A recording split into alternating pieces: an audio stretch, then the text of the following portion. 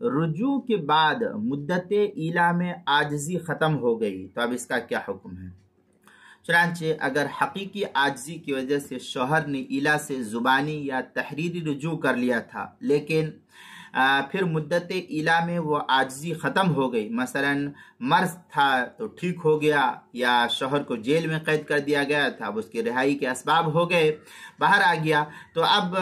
साबका रुजू कल हदम हो जाएगा और वो तलाक से बचने की वाहिद शक्ल इसकी ये होगी कि मुद्दत इला के ख़त्म होने से पहले बीवी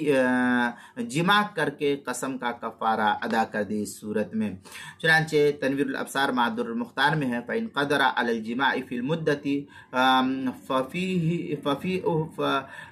फ़फ़ी अहुल वतीउ फ़िल फ़रज।